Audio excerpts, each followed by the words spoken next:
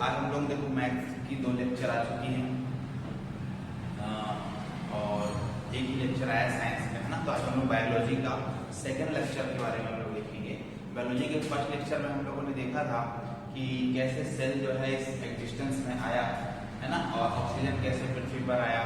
इस बारे में हम लोगों ने चर्चा किया था कैसे सवाल आया, उसके लिए फिर सूपी सी उनकी न्यूट्रिशन बनते थे, है कि नहीं। तो हमने पिछले वीडियो में ये देखा, ये कहा जा सकता है कि हम ये जान गए कि जीवन की उत्पत्ति कहाँ से हुई। समझ रहे हैं ना। देखो जीवन की उत्पत्ति बायोलॉजिकल जो जितने लोग हैं, समझ में आ रहा है, जैसे रॉबर्ट हुक हो गए, बहुत सारे जितने बायोलॉजी अपना जीवन का जीवन की उत्पत्ति के बारे में अलग डिस्क्राइब करता है। जैसे बायोलॉजी के हिसाब से अगर मैं बायोलॉजी की बात करूं, ठीक है, तो इसके हिसाब से जीवन की उत्पत्ति हुई है वाटर, ठीक है। जल को हम लोग जीवन का पालना कहते हैं, जीवन का पालना, cattle of life, cattle of life हम किसको कहते हैं, वाटर को कहते हैं, ठीक है। अगर यही चीज हम लाइफ क्या है, कैसे आई, हम कहीं किसी और से पूछेंगे, जैसे भूगोल वालों से पूछेंगे, जितने भूगोल में जितने भी ज्योग्राफी जो अच्छे से उन्होंने स्टडी किया, उस पॉइंट ऑफ व्यू से हम देखेंगे तो उनका अलग एक व्यू है। कुछ लोगों का कहना है, जैसे ज्योग्राफिकल व्यू से देखोगे, जैसे भूगोल के चश्मे से आप देखोगे तो जीवन की उत्पत्ति कुछ लोगों का कहना है ये युगांडा से हुई है, कुछ लोगों का कहना है ये साइबेरिया क्षेत्र से हुई है। सबसे पुराना कंकाल आज तक का पाया गया, सबसे पुराना कंकाल किसी व्यक्ति का वो ये साइबेरिया क्षेत्र में पाया गया। तो इस हिसाब से कहा जाता है, इस बुनियाद में कहा जाता है कि सबसे पहला जो मानव होगा वो साइबेरिया क्षेत्र में पाया गया, ठीक है। युगांडा जो कहा गया था कि यहाँ पर सबसे पहले देखो, सबसे पहला जो एड्स का मरीज था वो यहाँ पाया गया था युगांडा में, समझ में आया। आज भी युगांडा को ये एड्स की राजधानी कहा जाता है। वहां 60 से ज्यादा 70+ लोगों को लोग एड्स के बीमार, समझ पा रहे ना। तो इस वजह से ये कहा गया होगा कि सबसे पहले जो सेक्सुअल कहा जाए एक्टिविटी वही स्टार्ट हुई होगी, ठीक है, क्योंकि एड्स जो है ये सेक्सुअल एक्टिविटी से फैलने वाला एक बीमारी है। तो ये इस बुनियाद पे कहा गया है कि भाई चूंकि यहाँ सबसे ज्यादा मरीज है और यहाँ पर जो है सबसे पुराना मरीज, सबसे पहला मरीज भी यही मिला है, तो ये सोचा गया होगा कि सेक्सुअल एक्टिविटी भी सबसे पहले यही स्टार्ट हुई थी, समझ पा रहे हैं। इस बुनियाद पे कहा जाता है कि यहाँ पर सबसे पहला मानव देखा गया, समझ पा रहे हैं कि नहीं, ठीक है। हमारे हिंदू धर्म के शास्त्रों के हिसाब से देखा जाए तो मनु को सबसे पहला व्यक्ति मानते हैं, ठीक है, मनु को सबसे पहला व्यक्ति मानते हैं। अभी इनके बारे में और जाना है तो मनुस्मृति आपको पढ़ना पड़ेगा, समझ पा रहा है कि नहीं, समझ आ रहा है। चलिए, और जैसे कि क्रिश्चियनिटी के हिसाब से माना जाए, ठीक है, तो क्रिश्चियनिटी तो सबसे पहला जो था एडम था एंड ईव, ये 2 व्यक्ति थे। ईव जो थी एक महिला थी और एडम जो थे वो कौन थे, एक पुरुष थे। तो इस तरीके से सभी लोगों ने अपना अपना मत दिया। इस्लाम का मत कुछ और है, क्रिश्चियनिटी का कुछ और है, हिंदू का कुछ और, समझ में आ रहा है ना। तो हर एक रिलीजन, हर एक धर्म अपने हिसाब से जीवन को डिस्क्राइब करता है। तो हमें फिलहाल अभी कहाँ देखना है, बायोलॉजी पे ध्यान रखना है, इधर उधर नहीं जाना है। जब आप भूगोल पढ़ेंगे तो हम इसकी भी बात करेंगे, समझ में आ रहा है, हाँ, हेक्टिटेयस इसकी भी बात करेंगे, है ना। क्या थे आपके जो पूर्वज थे। अब फिलहाल हमें बायोलॉजी में समझ में आ गया ना कि जीवन का पालना किसे कहा जाता है, जल को कहा जाता है ना। चलिए आगे देखते हैं, इसके अंदर हम कोशिका तक पहुंच गए थे। कोशिका के अंदर की बात करेंगे, कोशिका के अंदर जाके कुछ हम लोग देखेंगे कि कोशिका के कौन कौन से अंग होते हैं, किस तरह कोशिका से एनर्जी निकलती है, किस तरह कोशिका जो है ऑक्सीजन लेता है, ठीक है, और उसका क्या यूज होता है कोशिका का ऑक्सीजन में, तो ये सभी हम लोग जानेंगे। तो कोशिका और उसके अंग, पहले तो हम कोशिका के बारे में जानेंगे,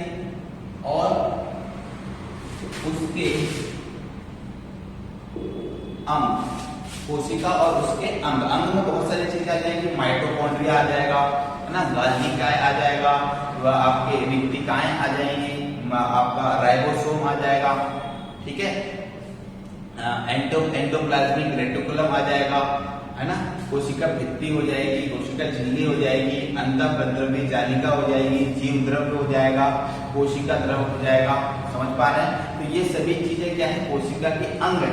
तो इसी के अंग के बारे में कहते हैं, इसी को हम कोशिकांग भी कहते हैं। इसी को हम क्या कहते हैं, कोशिकांग, सेल ऑर्गन भी कहते हैं।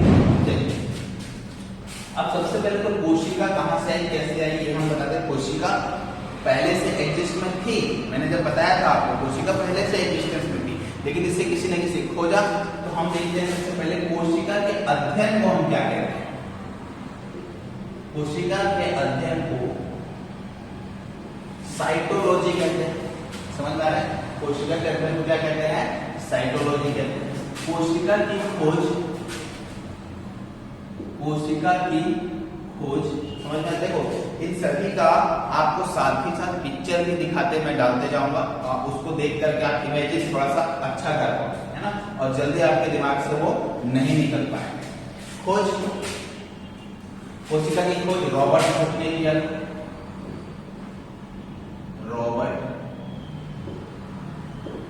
हुक ने किया, ठीक है। कब किया था बता चुका था मैं, 1665 ईस्वी में किया था। 1665 ईस्वी में रॉबर्ट हुक ने किया, ठीक है। अब सबसे पहले खोज किया था रॉबर्ट हुक ने कोशिका की, इसीलिए रॉबर्ट हुक को कोशिका विज्ञान के पिता कहा जाता है। कोशिका विज्ञान के क्या कहा जाएगा, पिता कहा जाता है। इसको रॉबर्ट, यहां तक समझ में आ गया? क्यों कहा जाता है कि सबसे पहले कोशिका इन्होंने ही देखा, सबसे पहले कोशिका रॉबर्ट हुक ने देखा। कैसे देखा था, देखो आपको छोटा सा एग्जांपल देता हूं, ज्यादा टाइम नहीं लगाना है हमको। क्या करना है, क्या किया था इन्होंने कि सबसे पहले तो याद रखो ये 17वीं शताब्दी की बात है। तो इस इनके टाइम पर माइक्रोस्कोप जो थे, सूक्ष्मदर्शी, वो बनते नहीं, मतलब कहीं बिकते नहीं, खुद से हमें बनाना पड़ता था, खुद से लोगों को बनाना पड़ता था। तो जो खुद से बनाते थे बहुत कम लोगों के पास माइक्रोस्कोप था, उनमें से एक थे रॉबर्ट हुक, इनके पास भी माइक्रोस्कोप था, इन्होंने भी बनाया। मैं आपको यहाँ पिक्चर दिखाऊंगा, वो वही माइक्रोस्कोप था। समझ में आ रहा है? तो इन्होंने माइक्रोस्कोप बनाया। अब भाई माइक्रोस्कोप बनाया जैसे कि हम बचपन में देखते थे कि हमें एक छोटा सा ग्लास दे दिया जाता था, है कि नहीं, एक बाइनोकुलर था, तो उसको हम जो चाहे वो देखते रहते थे, उल्टी सीधे से कोई सेंस नहीं बनता, लेकिन हम उसको देखते रहते थे। तो वैसे ही इन्होंने भी क्या देखा कि इन्होंने क्या देखा,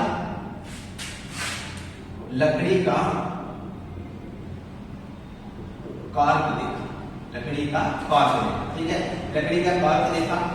लकड़ी का कॉर्क का मतलब क्या हो गया, देखो यहाँ पर पहले क्या होता था, जो बोतल थी जो वो लकड़ी के गुटके से बंद होती, लकड़ी से बंद होती, समझ में आ रहा है, बोतल की जो कैप है। आज जो है वो थ्रेड से बंद होता है, यही चीज पहले थ्रेड नहीं थी, तो लकड़ी के गुटके से बंद होती थी। उसी गुटके को हम क्या कहते थे, कॉर्क कहते हैं, ठीक है, लकड़ी के गुटके को कॉर्क कहते हैं, ठीक है। इसी कॉर्क में उन्होंने देखा था, देखो यहाँ पर मैं पिक्चर दिखा रहा हूँ, पिक्चर में देख लो कैसा था कॉर्क, समझ गया ना? तो इस टाइप से कॉर्क था।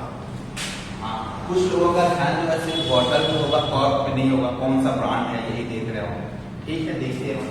चलिए आगे देखते हैं, यहाँ पर बॉटल पे कम ध्यान दो, कॉर्क पे ज्यादा ध्यान। चलिए यहाँ देखते हैं, क्यों फ्लावर, तुम तो बेटा बॉटल के अंदर देख लोगे। चलिए आगे देखते हैं, यहाँ पर कोशिका विज्ञान से पिता कहा गया इनको, ठीक है। अब क्या हुआ, इन्होंने जो कोशिका की खोज की थी वो मृत कोशिका थी।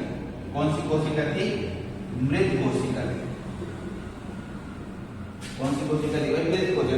लकड़ी का कॉर्क जो है वो मृत लकड़ी हो गई, अब मृत चीज से मृत कोशिका ही निकलेगी, उसी की तो कोशिका देखा गया ना, लकड़ी का। तो सबसे पहले जो कोशिका देखा गया वो क्या थी, मृत कोशिका थी, याद रखना। अब मृत कोशिका थी तो सीधी सी बात है कि जीवित कोशिका की भी खोज की होगी, तो जीवित की कोशिका की खोज आगे देखी। अब मृत कोशिका थी, इस मृत कोशिका का आकार कितना था, आकार अगर पूछ दिया तो 10 के घात में -6 मीटर या 1 माइक्रोन, 10 के घात में -6 मीटर या क्या होगा 1 माइक्रोन। याद रखना इसको, कभी कभी आकार पूछ देता है, समझ में आ रहा है? अब इनकी एक रचना भी थी, इनकी एक रचना थी, उस रचना का नाम है माइक्रोग्राफिया। माइक्रोग्राफिया रचना कौन सी थी? माइक्रोग्राफिया। इसी रचना में सबसे पहले कोशिका शब्द का, सबसे पहले सेल वर्ड का यूज किया गया। समझ में आ रहा है? रॉबर्ट हुक ने सेल वर्ड, ये सेल वर्ड कहां से आया? सबसे पहले इसी माइक्रोग्राफिया बुक में सेल वर्ड का यूज किया गया। समझ में आ रहा है? आपको सिर्फ ये याद रखना है कि माइक्रोग्राफिया किसकी रचना है? रॉबर्ट हुक की रचना है। यही क्वेश्चन में अभी तक पूछ चुका है, ठीक है? तो ये तो था मृत कोशिका की बात हो गई, जिसको रॉबर्ट हुक ने खोजा था। अब जीवित कोशिका की हम बात कर लेते हैं, है ना?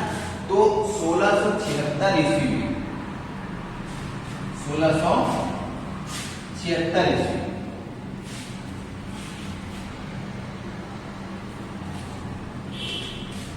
1676 ईस्वी में जीवित कोशिका की खोज, यहां लिख देते हैं, जीवित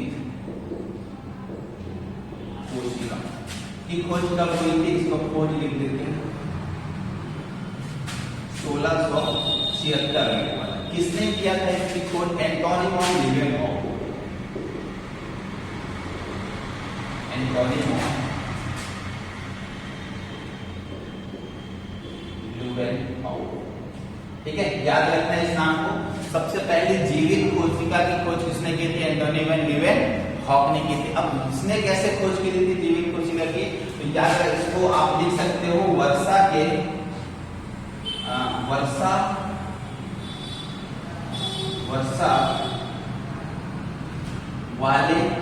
वर्षा वाली मिट्टी से,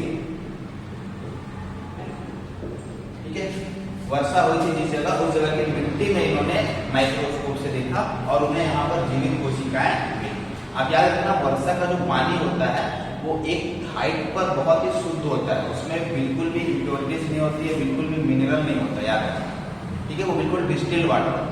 दूसरी बात, वर्षा वाली मिट्टी से होता है। अब वर्षा वाली मिट्टी, वो जो बारिश का पानी जैसे जैसे मिट्टी के पास आता जाता है, वैसे वैसे उसमें अशुद्धियां बढ़ती जाती हैं।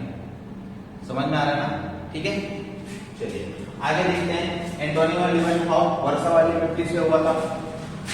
अब इन्होंने मिट्टी से क्या, तो इनके पास उस समय का सबसे पावरफुल माइक्रोस्कोप था, ठीक है? सबसे पावरफुल माइक्रोस्कोप की बात की जाए उस समय किसके पास था? तो इन्हीं के पास। किसके पास? एंटोनी वॉन लीवेनहॉफ। इसीलिए इन्होंने इसकी तो खोज की ही की, साथ में इन्होंने याद रखना कि आरबीसी की खोज की थी, रेड ब्लड सेल, जिसको लाल रक्त कणिकाएं कहते हैं, आरबीसी की खोज की थी। स्पर्म की खोज की थी, आरबीसी की खोज की थी। स्पर्म का खोज इन्होंने ही किया था, ठीक है? उसके बाद और एक खोज किया था, प्रोटोजोआ की खोज किया। समझ में आ रहा है? प्रोटोजोआ, आरबीसी, स्पर्म और ये बैक्टीरिया। याद रखना कि एक्चुअल में जो इन्होंने कोशिका खोजा था वो एक क्या था? बैक्टीरिया, एक बैक्टीरिया, एक क्या था? बैक्टीरिया था, जीवाणु। समझ पा रहे हैं? एक्चुअल में जो उन्होंने कोशिका की खोज की थी वो क्या था? एक प्रकार का जीवाणु। अब सबसे पहला जीवाणु भी खोजा किसने था? ऐसा कहा जा सकता है ना कि सबसे पहला जीवाणु जो है, वो सबसे पहला जीवाणु किसकी खोज की थी? किसने खोजा था? ऐसा भी कहा जा सकता है। तो वो था एंटोनी वॉन लीवेनहॉफ। इसलिए एंटोनी वॉन लीवेनहॉफ को जीवाणु विज्ञान का पिता कहा जाता है। जीवाणु विज्ञान का पिता कहा, समझ में आ गया ना? इसीलिए जीवाणु विज्ञान का पिता किसे कहा जाता है? एंटोनी वॉन लीवेनहॉफ को कहा जाता है। इतना समझ गया होगा सब? याद रखना ये एक्सप्रेस किए हैं। आरबीसी की खोज किससे की पूछेगा? तो एंटोनी वॉन लीवेनहॉफ। स्पर्म की खोज किसने की? Antonie van Leeuwenhoek. और प्रोटोजोआ की खोज किसने की थी? एंटोनी वॉन लीवेनहॉफ ने। इतना समझ गए सभी? ठीक है, इतना समझ गए। और किसी कोई दिक्कत? ठीक है ना? क्या होगा? देखो, रॉबर्ट हुक जो थे वो एक ब्रिटिश साइंटिस्ट थे, एक ब्रिटिश नेचुरलिस्ट थे। और ये जो थे ये हॉलैंड के थे। एंटोनी वॉन लीवेनहॉफ कहाँ के थे? हॉलैंड। कहाँ के थे? हॉलैंड के। ठीक है, चलिए इसके बाद हम लोग आगे देखते हैं। तो जीवाणु विज्ञान हो गया। जीवाणु विज्ञान में क्या खोज किसने किया? 1676 में क्या किसने किया था? एंटोनी वॉन लीवेनहॉफ ने। ठीक है, रेन के वाटर्स। अब अगला देखो, ना ही रॉबर्ट हुक ने बहुत ज्यादा इसके ऊपर अध्ययन किया, कोई सिद्धांत नहीं दे पाए, और ना ही एंटोनी वॉन लीवेनहॉफ कोई सिद्धांत दिया। तो इनका सिद्धांत, कोशिका का सिद्धांत किसने दिया? जिसने बहुत अध्ययन किया। तो याद रखना, कोशिका सिद्धांत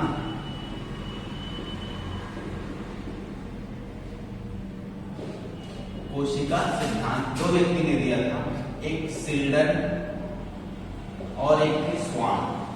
सिल्डन एवं स्वान, समझ में आ रहा है? सिल्डन एवं स्वान ने दिया था। अब पूरा नाम इसका कभी नहीं पूछता, पूछेगा तो लिख देना यहां पर, जैकब सिल्डन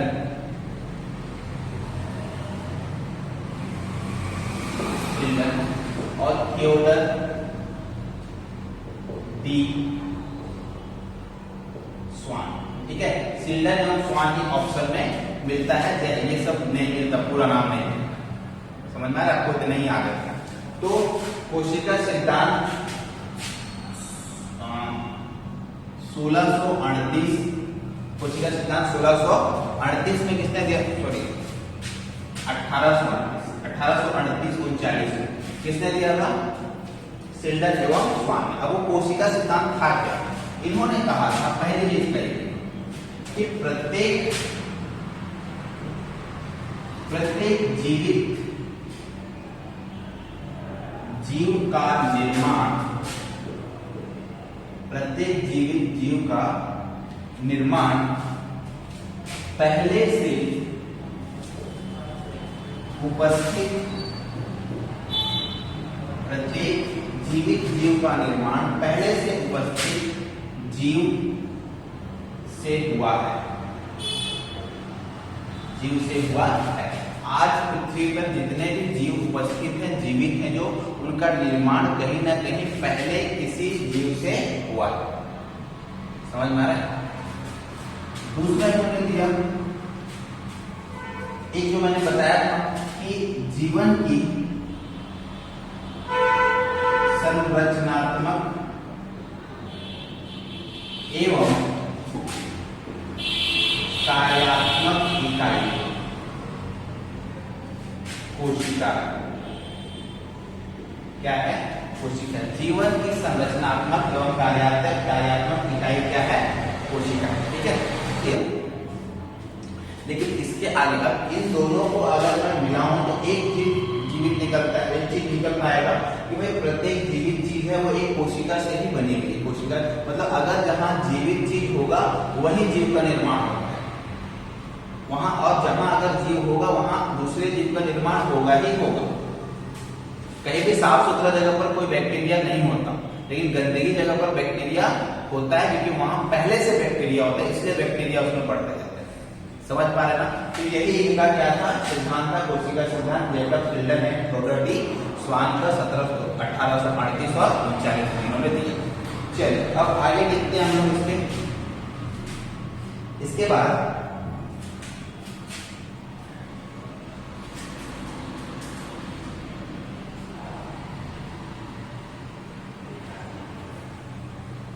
देखिए, सबसे पहले तो आप लोगों को मैं एक बात बता दूं कि ये वीडियो पूरा देखना है,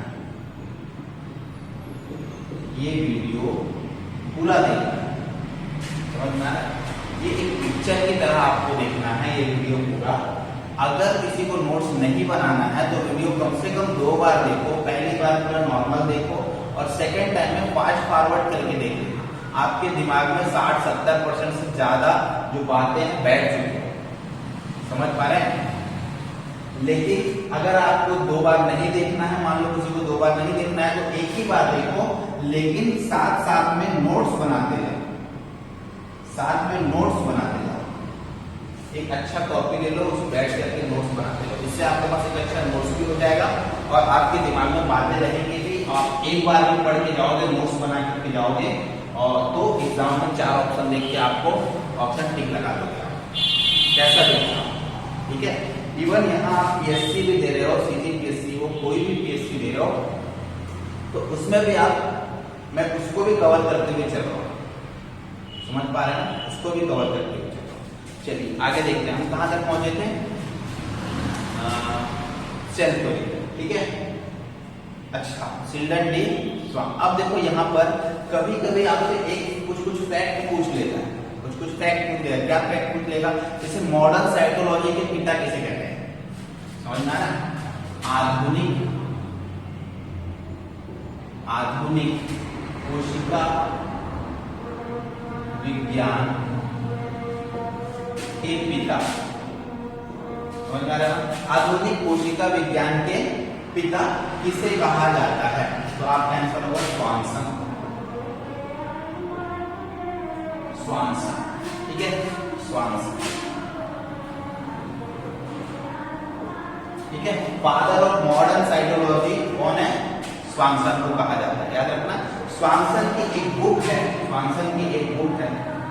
जिसका नाम है द सेल, इसको याद रखना।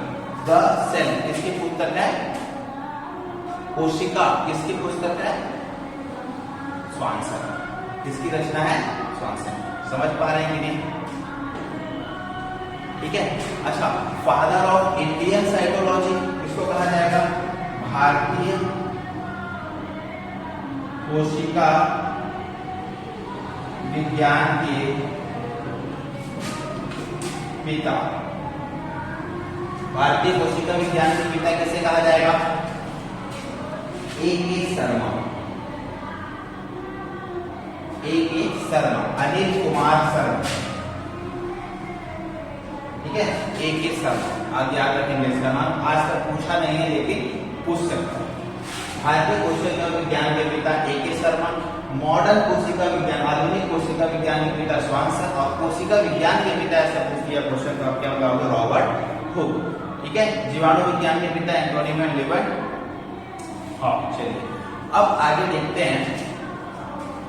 अच्छा, कोशिका थ्योरी, कोशिका सिद्धांत का सुझाव, एक क्वेश्चन ऐसे पूछ सकते हैं, कोशिका सिद्धांत किसने दिया बोलेगा तो सिल्डन एवं स्वाम, लेकिन कोशिका सिद्धांत का आइडिया किसने दिया, idea of cell theory is given by ड्यूट्रोचेक,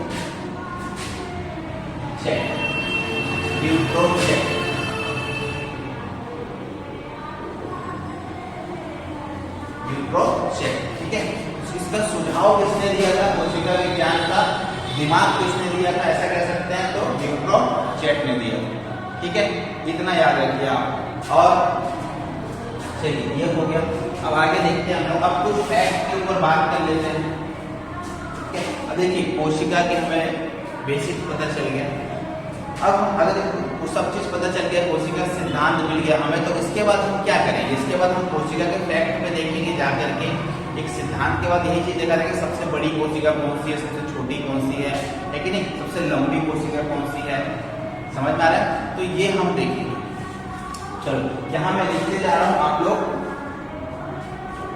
भी लिखते जाना और नोट्स बनाते हैं, ठीक है। सबसे बड़ी कोशिका, सबसे बड़ी कोशिका, सबसे बड़ी कोशिका, सबसे लंबी कोशिका,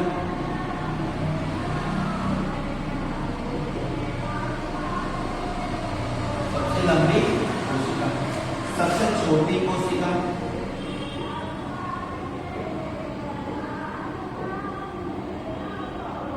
सबसे छोटी कोशिका, सबसे लंबी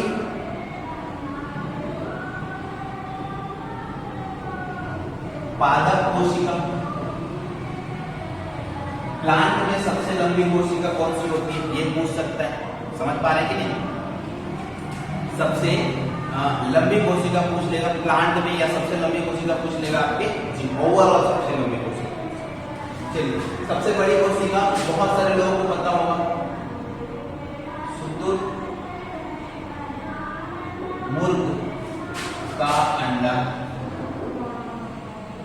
एग ऑफ ऑस्ट्रिच। ठीक है, शुतुरमुर्ग का अंडा सबसे बड़ी कोशिका क्या होगा? शुतुरमुर्ग का अंडा। सबसे लंबी कोशिका क्या होगी? तंत्रिका कोशिका, तंत्रिका कोशिका, neuron, neuron cell, neuron cell. समझ में आ रहा है? सबसे लंबी कोशिका क्या होगी? न्यूरॉन सेल, लगभग 4.5 फीट, 4.5 इसकी लंबाई होगी। ठीक है, ये देखो मैं यहाँ पर अंडा, इसका पिक्चर देख लो सबसे पहले। शुतुरमुर्ग का अंडा यहाँ दिख रहा है आपको? अंडा, ठीक है, अंडा दिख रहा ना, किसी को ऑमलेट तो नहीं दिख रहा है। चलिए, एग ऑफ ऑस्ट्रिच क्या होगा? अंडा। देख रहे शुतुरमुर्ग बैठा हुआ, उसका बच्चा और कुछ अंडे। ठीक है, तंत्रिका कोशिका देख लो भाई पिक्चर में, तंत्रिका कोशिका किसे कहते हैं? ठीक है, इसकी लंबाई लगभग कितनी होती है? 4.5 फीट। ये आपके स्पाइरल बोन्स या आपके बैक बोन जो होता है, जिसको हम लोग मेरुदंड कहते हैं, उसके निचले हिस्से से आपके अंगूठे लग जाता है, जैसा कि आप पिक्चर में देख सकते हैं। ठीक है ना? सबसे छोटी कोशिका, सबसे छोटी कोशिका माइकोप्लाज्मा, माइकोप्लाज्मा सबसे छोटी कोशिका क्या होगी? माइकोप्लाज्मा। इसकी लंबाई कितनी होगी? 0.5 या 0.5 से 0.1 माइक्रोन, 0.5 से 0.1 माइक्रोन तक इसकी लंबाई होती है। ठीक है, सबसे लंबी कोशिका, इसको हम लोग PPLO भी बोलते हैं, याद रखना। इसे हम क्या कहते हैं? यहाँ भी लिख देता हूँ, PPLO। क्या कहते हैं इसे हम? PPL। ठीक है, pleuropneumonia like organism, pleuropneumonia like organism, PPL। कभी कभी माइकोप्लाज्मा ना लिख करके ऑप्शन में PPLO भी हमें मिल जाता है। समझ गया ना? अब यहाँ दिखा दिया सबसे लंबी पादप कोशिका, तो इसको लिखना फाइबर ऑफ रेनी, फाइबर ऑफ रेनी। इसकी लंबाई लगभग 55 सेंटीमीटर होती है। यहाँ मैं हिंदी में भी लिख दे रहा हूँ, फाइबर ऑफ रेनी। हिंदी में भी यही मिलेगा आपको ऑप्शन। नहीं मिला तो आप ऑप्शन चेंज कर लीजिएगा, ऊपर आता है ऑप्शन में एग्जाम में, है ना, स्क्रीन पर इंग्लिश में करने का, उसमें आपको ये मिलेगा। आपको क्वेश्चन समझ में आना चाहिए। सबसे लंबी पादप कोशिका, सबसे बड़ी एक पादप, सबसे बड़ी पादप एक कोशिका। ठीक है, याद रखना इस क्वेश्चन को। सबसे बड़ी पादप एक कोशिका, ये सबसे लंबी है ना, ये सबसे लंबी है। लेकिन सबसे बड़ी अगर पूछेगा तो आप क्या बताओगे? सबसे बड़ी पादप एक कोशिका, एक कोशिका है ना। तो एक कोशिका में आपको बताया ना, मल्टी सेल और सिंगल सेल और मल्टी सेल, यूनिसेल और मल्टी सेल। तो सबसे बड़ी पादप एक कोशिका होगा एसिटा बुलेरिया।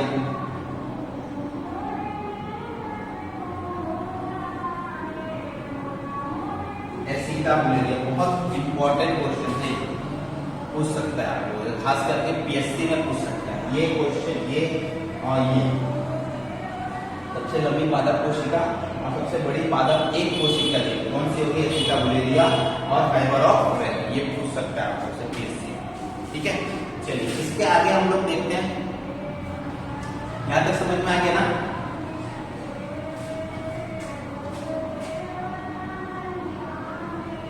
सबसे छोटी कोशिका, ठीक है, माइकोप्लाज्मा तो है।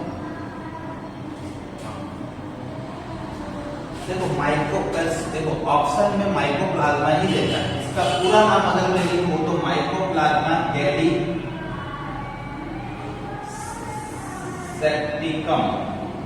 ठीक है, माइकोप्लाज्मा गैलीसेप्टिकम, ये इसका पूरा नाम है, लेकिन ऑप्शन में आपको सिर्फ यही मिलेगा माइकोप्लाज्मा।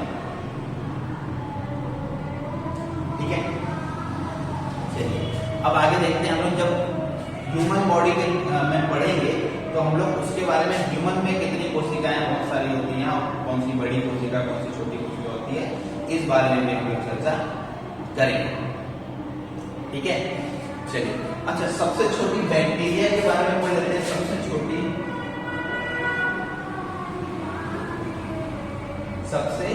छोटी जीवाणु, ठीक है, याद रखना ये कभी कभी क्वेश्चन पूछता है सबसे छोटा जीवाणु का नाम क्या होगा, डायलिस्टर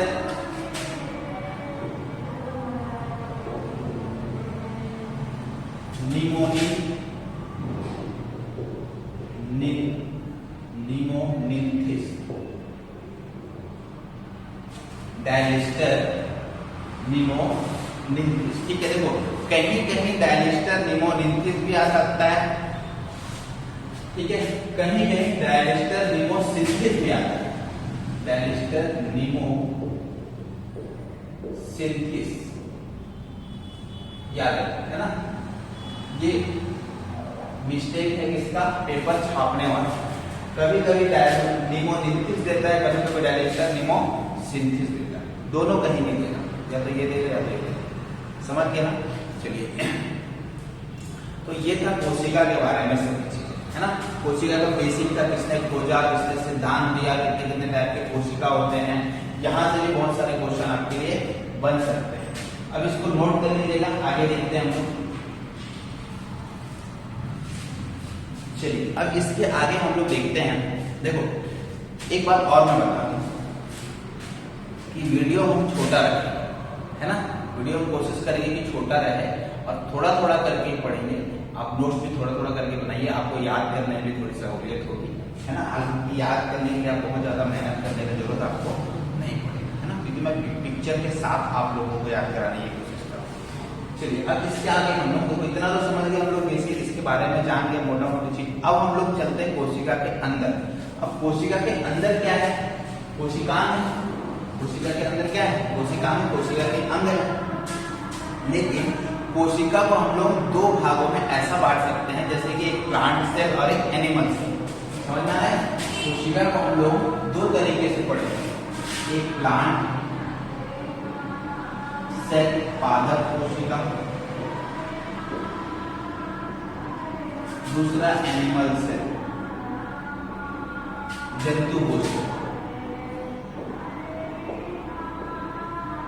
ठीक है, पादप कोशिका और जंतु कोशिका। अभी यहां पर आपको एक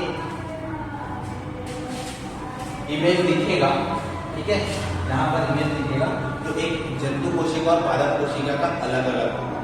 ठीक है, आप देख लीजिए इसको, जो जिसमें हरा रंग होगा वो पादप कोशिका होगा, और जिसमें कोई और कलर होगा या हल्का रेडिश होगा वो क्या होगा, जंतु कोशिका, है ना।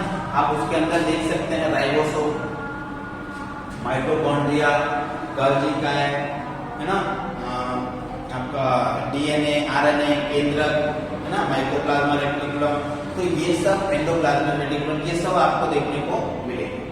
तो ये सभी क्या है, कोशिकांग है, कोशिका के अंदर के अंग है। अब इनको एक एक करके हमको पढ़ना है, समझ में आ रहा है।